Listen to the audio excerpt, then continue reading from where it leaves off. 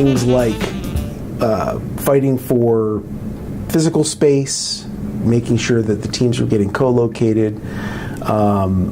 The other thing I would mention is letting the teams self-organize. It might be tempting to want to continue to tell each person what they should be doing, or grabbing a person out of the team for a pet project for a few hours. That should be avoided at all costs. And really then learn how to create the right environment for your team. The more you let your team figure out and do, the stronger they're going to get. Every team, as you start this journey of Agile, every team is on a maturity curve. And so the more immature teams are going to need a little bit more help at first. And so, managers, or really as they transition to really being leaders, and not so much managing every aspect of their team, can be helpful to the team. You want to have a balance with that. You want to be able to let the team fail a little bit, and come up with their own answers. But if you see them making a large mistake, I think asking the right questions at the right time can be very helpful to the team. And in my experience, teams are very open to that. I think, unfortunately, sometimes company policies are sometimes to blame, especially related to manager performance.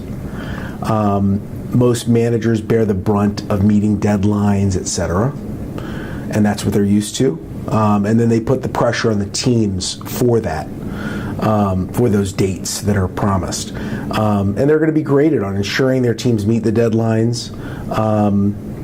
And a lot of times those dates are arbitrary.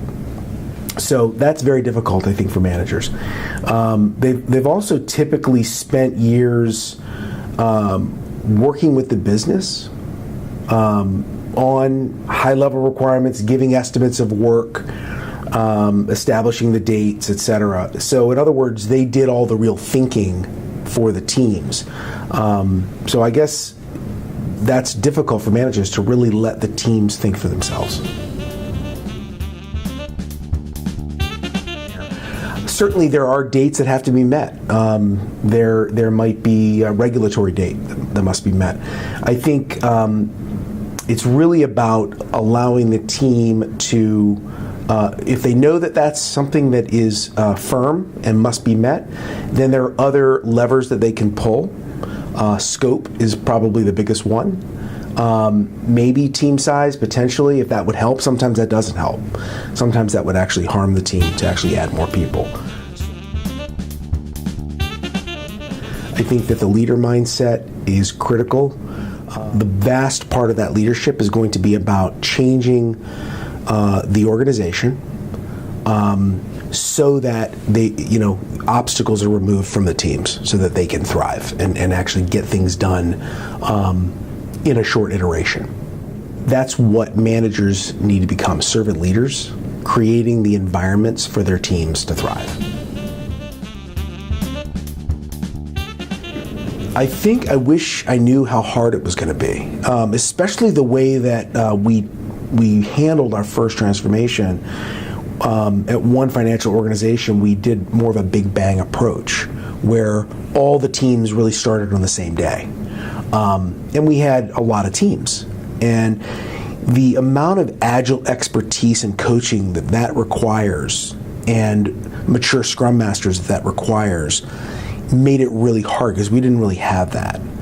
And I think, that big bang approach, as opposed to doing things a little bit more slowly, maybe starting with one area or project, and getting a good start, building an early success, and then watching the momentum build as you roll maybe 2 or 3 teams a quarter out. That is certainly a much easier path. So I wish I had known that before I started, how difficult it was going to be. And it shouldn't have been a surprise, because Scrum, if anybody takes the Scrum course, they're going to learn that Scrum is really just a mirror of your organization, and it raises all the issues to the surface, and that's exactly what happened. So we had a lot of unhappy business partners, probably within that first 6 months. But then things certainly stabilized and got a lot smoother from there. We actually won a lot of hearts and minds from the business, but it was a really tough 6 months. I think it'll depend upon how many teams you're trying to spin up. But I would say, a team, if you're going to spin a team up with a product owner, it's a good 6-month ramp up period to where you're kind of at steady state. And then, then you've got a maturity curve from there where a team can really get to becoming a high power team. When performance goals are written more toward individual performance rather than team performance, it's a problem for the teams. The old way is trying to outperform everyone on the team by being a hero. And really that is how many individuals would find their success in the organization, is by becoming the best, holding all the information themselves, not sharing that information, and becoming indispensable. And that was really what the performance expectations led them to do. So in an Agile organization, really the individuals must be encouraged to make their team great as the number one benchmark for personal success. So for example, your bonus will be bigger if you spent time helping the team, if you engaged in cross-training, things like that, reducing critical key man risk. If you're engaged in those activities, that's going to be that's a higher value for the organization, and therefore that's how you should be rewarded.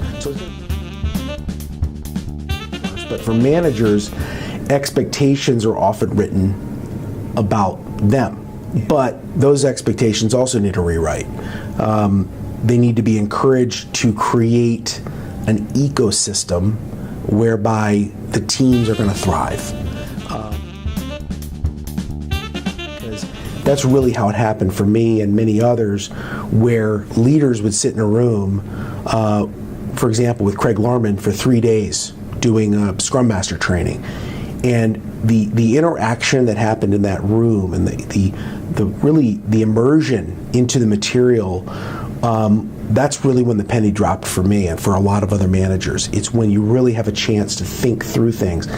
It's more than an hour training, right? This actually took 3 days, and it was well worth it. It really changed the trajectory of my career when I really understood the principles at a deeper level, and then you really start to understand the why behind what you're doing. And I think that's so critical for leaders.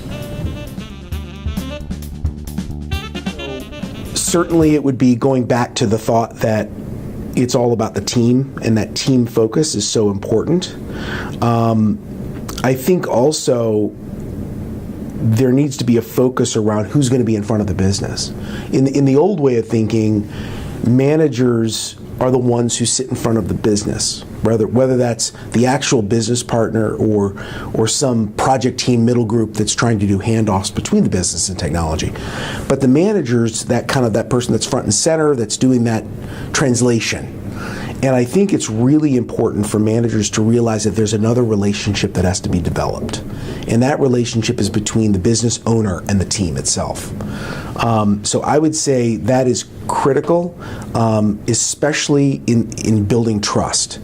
I think that one of the areas of technology and the relationship to the business is always a lack of trust, where the manager says, here's when we'll deliver.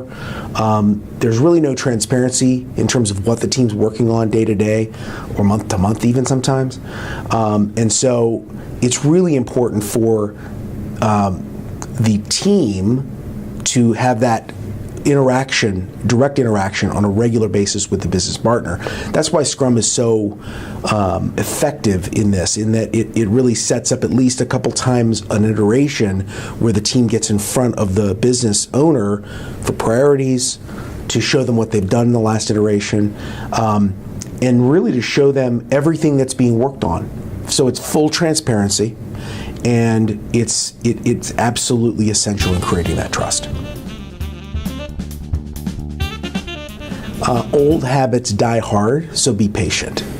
I think I've seen Agile coaches who, they're humans too, and so they get frustrated when teams aren't getting it, and or managers, especially managers, when they're kind of reverting back to old ways. So I would just say be very patient. I mean, these are habits that have been ingrained over decades, so sometimes it's really hard. And that's why I also think getting the why of the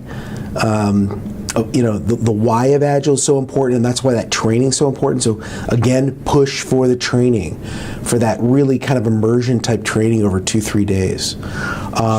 Coaches need to find where things have gone really well in an organization, and bring leaders that are more mature, whether they're on the technology or business side, and bring them together with the ones that are a little bit more immature in that.